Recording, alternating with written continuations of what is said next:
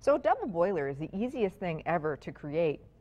Basically, I've got 2 heat-proof dishes, and that's real important. You want to make sure they're heat-proof. And you basically place the dishes over water, simmering water, and it's going to melt your chocolate. You want to make sure not to have any water in the dish, so maybe wipe it a little bit. And then I'm just going to go about melting. I've got white chocolate here that we're just going to basically use for decorating. And I don't like to use the white chocolate chips. I actually like to use like the white, more the white baking chocolate that comes in blocks. I think it melts a lot easier, unless you're using those white chocolate melting discs or the confectioner discs.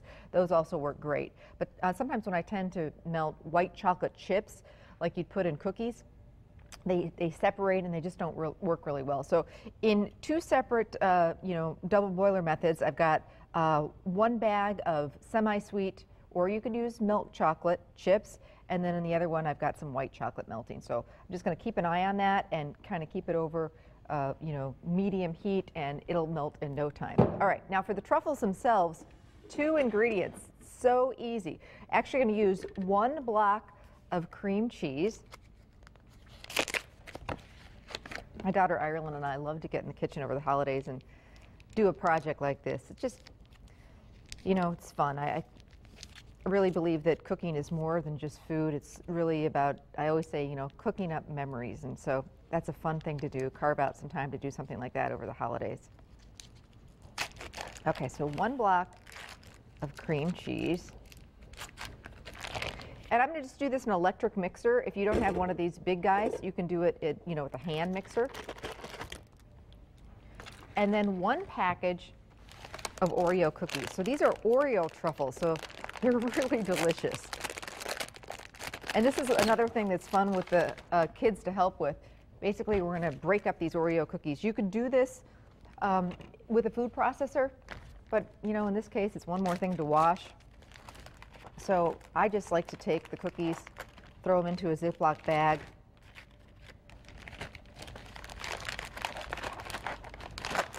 and have at it. And by the way, I've gotten some emails and phone calls and things like that, people asking, I've heard about the new cookbook, where do you get it? If you just go to fox11online.com and click on the Living tab, there's a link right there that'll tell you where I'll be out signing books and where you can actually get the book, and you can just order it there online. So just go to our website, fox11online.com, and click on Living. Lots of book signings coming up. I'm actually going to be at in Brilliant tomorrow night. Big ladies' night event going on there. Should be fun. Big shopping event downtown. And then at the Cedar Ridge Craft Store in Neenah tomorrow from 4:30 until 6. So it should be a lot of fun. So here's the fun part. You just kind of bust these up, get out all the frustrations after you've waited in line at the post office. You come home and, no, I actually haven't been to the post office yet this season, so maybe the lines aren't too bad yet.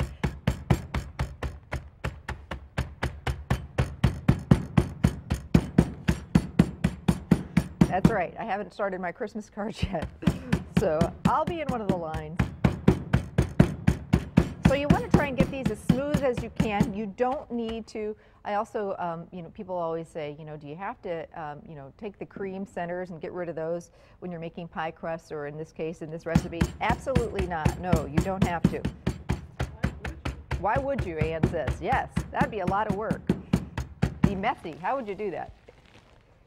Not sure. So no, you don't. You can leave the cookies whole and just crush them right up. And then get them in there with your Oreo, or with your cream cheese. So that's it. 1 package of Oreos, 1 package of cream cheese. And then you just mix this together.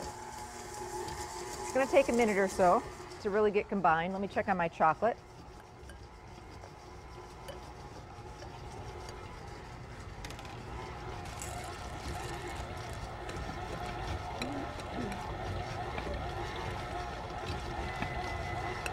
We're getting there.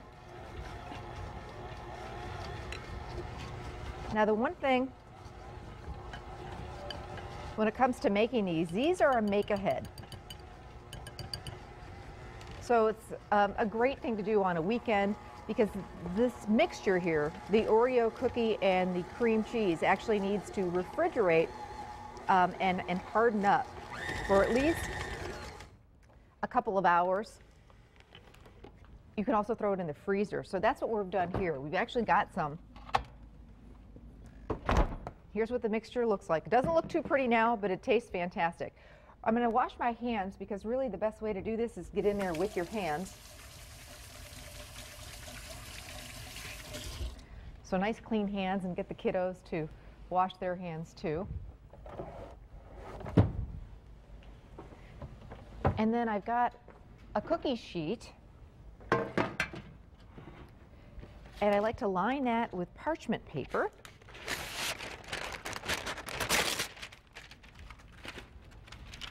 And at this point, you just take a little scoop, and this is where the kids can have a lot of fun. And that dough is set up and gotten really firm, which makes it a lot easier to work with. And so you just make little balls. And you can make these, you know, bigger if you want bigger truffles. They're pretty rich though, so I kind of like to use a smaller scoop. And you don't even, if you don't have one of these scoops, you don't even have to use one. You could just, you know, use your hands, but this just makes the job a little bit neater.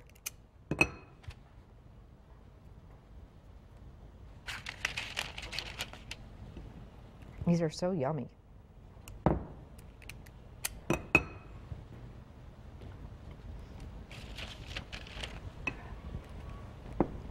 You can these days get some really nice little tins or gift boxes to give these away in. Tie them up with pretty ribbon. Or like I say, they're really nice to have at a holiday party if you're doing like a little dessert buffet because they look really pretty. These are nice to serve with like chocolate dipped strawberries. That's another thing that Ireland and I like to do at the holidays is do chocolate dipped strawberries, and that way you don't have to do a lot of baking. No baking required here. Okay, so we'll do one more.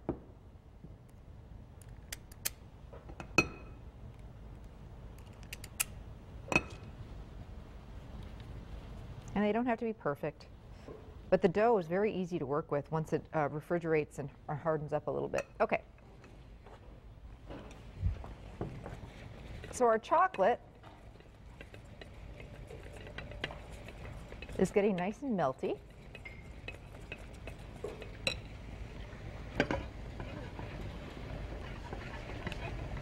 And our white chocolate too.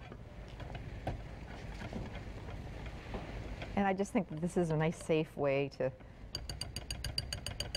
melt chocolate. Looks perfect. So I'm going to get it off the burner. And now basically, I'm just going to take our truffles and just use a fork and kind of gently coat the truffles in the chocolate.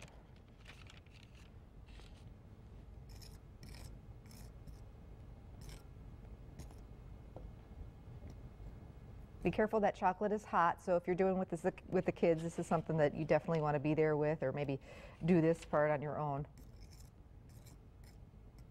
So you get the idea.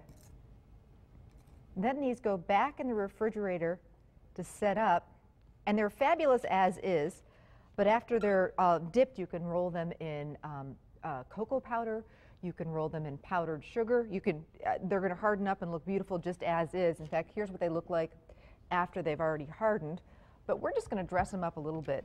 You could throw on some sprinkles, red and green sprinkles.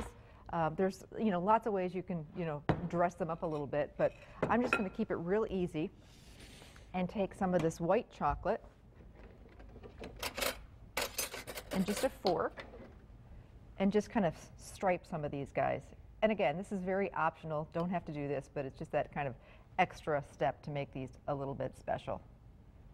And these truffles are something, I was just at a candy store yesterday, and they sell truffles for, $1.50 to $2 or more a piece.